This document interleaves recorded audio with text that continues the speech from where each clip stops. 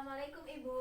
Waalaikumsalam. Perkenalkan, saya Perawat Rosita. Di sini saya akan memberikan edukasi mengenai ketidakberdayaan ya Bu ya, supaya Ibu tidak merasa kalau Ibu itu tidak mampu, begitu ya Bu ya. Oke, baik. Di sini saya akan menjelaskan pengertian ketidakberdayaan dulu ya Bu ya. Apakah Ibu sudah siap? Sudah. Oke, saya membutuhkan waktu kurang lebih nanti 5 sampai 10 menit saja ya Ibu ya. Bisa kita mulai sekarang? Bisa. Oke, saya mulai ya Bu ya. Yang pertama adalah pengertian dari ketidakberdayaan. Nah, ketidakberdayaan merupakan ketidakmampuan dalam memobilisasikan dan ketiadaan upaya campur tangan terhadap penyakit tertentu.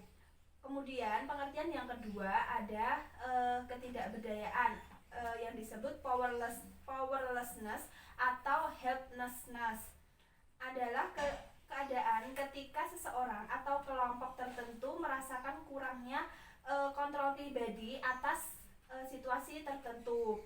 Terus kemudian yang kedua ada faktor presipitasi dari ketidakberdayaan ya Bu ya. Ada nature, yaitu status nutrisi pasien semakin menurun akibat pasien kehilangan nafsu makannya. Terus yang kedua ada origin. Origin dibagi menjadi dua ya Bu, ada internal dan eksternal. Yang internal adalah persepsi individu dan lingkungan sekitarnya. Terus yang kedua tadi ada eksternal. Eksternal yaitu pasien mendapat dukungan dari keluarga, tapi tidak disertai dengan lingkungannya. Terus yang ketiga ada number. Di sini adalah kondisi pasien menjadi stresor yang paling utama dirasakan oleh pasien itu sendiri. Pasien merasa tidak ada harapan untuk sembuh Bu. Jadi pasien itu kayak putus asa gitu. Terus yang keempat ada timing. Di sini artinya yaitu stres yang berlebihan dialami pasien dalam waktu dekat secara terus-menerus dan itu bisa menjadi berkepanjangan gitu ya Bu ya. Terus ada manifest atau penyebabnya. Nah, penyebabnya itu ada keputusan mayor, itu harus ada Bu. Jadi mengungkapkan atau mengekspresikan sikap apatis yang mendalam serta berlebihan dan berkepanjangan dalam merespon situasi yang dirasakan, seperti hal yang mustahil tentang kesedihan.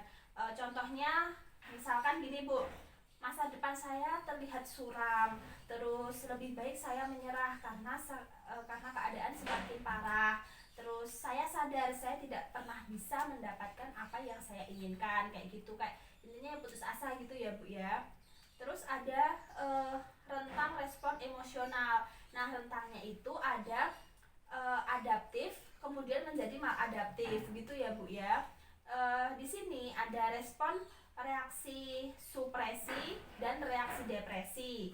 Terus ada emosional berduka dan ada emosi berduka gitu Bu. Nah, terus ada pengkajiannya yang kita lakukan kepada pasien. Ada karakteristik keputusan menurut Carpentino tahun 2009, yaitu ada karakteristik utama atau mayor dan karakteristik tambahan atau minor. Nah, yang karakteristik utama itu mencakup kita harus hadir, terus mengungkapkan sikap apatis yang mendalam, luar biasa dan pertahanan. Di sini ada fisiologisnya Bu, yaitu menurunkan respon rangsangan, kekurangan energi dan peningkatan jumlah tidur. Untuk respon emosionalnya, merasa tidak memiliki kesempatan dan selalu merasa putus asa. Kemudian kurangnya makna dan tujuan hidup. Misalkan, saya buat apa sih hidup?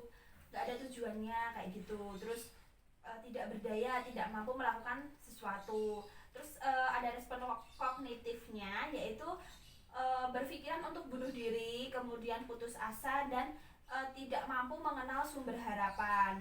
Terus karakteristik tambahan yang minor, karakteristik yang meliputi aspek fisiologis dan emosional. Ini bisa dikelompokkan jadi dua itu Bu. Jadi yang fisiologis itu anoreksia atau nggak mau makan terus menyebabkan penurunan berat badan. Terus yang emosional, merasa kecewa, saya merasa tidak bisa, terus depresi, terus ada perilaku kekerasan juga. Itu ya Bu ya. Ada yang ditanyakan Ibu? Tidak, Mbak. Tidak. Oke, kalau begitu saya cukupkan ya Bu ya. Oh ya, di sini saya telah selesai kan Bu ya. Dan ini saya ada leaflet, nanti Ibu bisa baca-baca lagi. Kalau misalkan materi yang saya sampaikan tadi kurang jelas ya Bu ya. Ini Bu bisa diterima. Ada yang ditanyakan Ibu? Tidak, Mbak. Oke, kalau tidak saya permisi ya Bu ya. Terima kasih atas waktunya. Saya pamit ya Bu. Assalamualaikum. Waalaikumsalam.